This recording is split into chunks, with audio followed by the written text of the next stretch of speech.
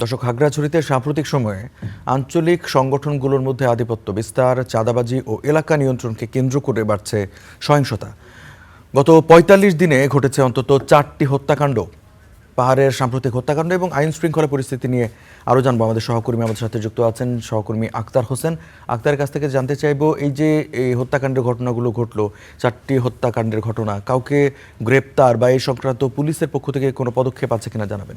রঞ্জু, ঠিক খাগড়াছড়িতে গত ৪৫ দিনে ৪টি হত্যাকাণ্ড ঘটেছে এবং এই সকল হত্যাকাণ্ডগুলো আসলে বেশিরভাগ সময় আমরা যে বিষয়টি দেখেছি এবং পুলিশের মাধ্যমে যে বিষয়গুলো জানতে পেরেছি, আধিপত্য বিস্তারকে কেন্দ্র করে অর্থাৎ চাঁদাবাজি এবং এলাকা নিয়ন্ত্রণ নেওয়ার চেষ্টা থেকেই মূলত হচ্ছে এই ধরনের ঘটনাগুলো ঘটছে। আমি যদি আপনাকে বলি, সেটি হচ্ছে যে খাগড়াছড়ির পানছড়ি উপজেলায় গত ২৭শে মার্চ নীতি দত্ত চাকমা নামে একজনকে একজন হত্যাকাণ্ডের শিকার হন। এর পরবর্তীতে হচ্ছে খাগড়াছড়ি সদরের চম্পাঘাট এলাকায় হচ্ছে নিউটন চাকমা, এবং গত ৭ই মে অর্থাৎ পানছড়িতে একই এলাকাতে কিন্তু আরো একটি হত্যাকাণ্ড হয়েছে এবং সেখানে ইমন হোসেন নামে একজন যুবক নিহত হয়েছে। এবং গতকাল খাগড়াছড়ি থেকে সাজেক সড়কের ঠিক শুকনাছড়া এলাকায় কিন্তু হেগারা চাকমা ওরফে সুজয় চাকমা নামে আরো একজন ইপিডিএফ কর্মী কিন্তু সেখানে নিহত হয়েছেন।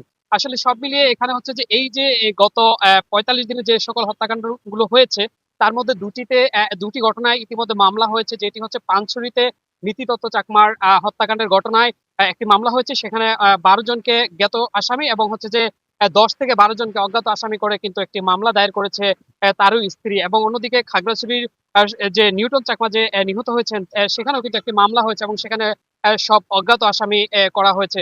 এবং সাজেকের ঘটনা এবং হচ্ছে যে পানছড়ি ইমন হোসেন যে হত্যা হয়েছে, সেই ঘটনাও একটি মামলার প্রক্রিয়া রয়েছে বলে পুলিশ আমাদেরকে জানিয়েছে। আর মামলায় যাদেরকে আসামি করা হয়েছে, এখানে আসলে যারা এই সকল কর্মকাণ্ডে জড়িত তাদের কিন্তু বেশ কিছু নামে কিন্তু তাদেরকে সংগঠনের সাথে তারা কাজ করে থাকে এবং একই নামে যে একজন ব্যক্তি যে লোকেশন যে ঠিকানায় তাদেরকে চিহ্নিত করা হয়েছে, কিন্তু সেই ঠিকানায় আসলে তাদের কোনো অস্তিত্ব বা তাদের যে অবস্থান সেটি কিন্তু আসলে নিশ্চিত করতে পারেনি প্রশাসন। সব মিলিয়ে বলা যায় এই ধরনের ঘটনা কিন্তু পাহাড়ে বেশ একটি আলোচনা আর সৃষ্টি করেছে এবং হচ্ছে যে মানুষের মধ্যে একটি আতঙ্ক এবং উদ্বেগের একটি বিষয় সৃষ্টি হচ্ছে। রঞ্জু। আক্তার, আপনাকে ধন্যবাদ।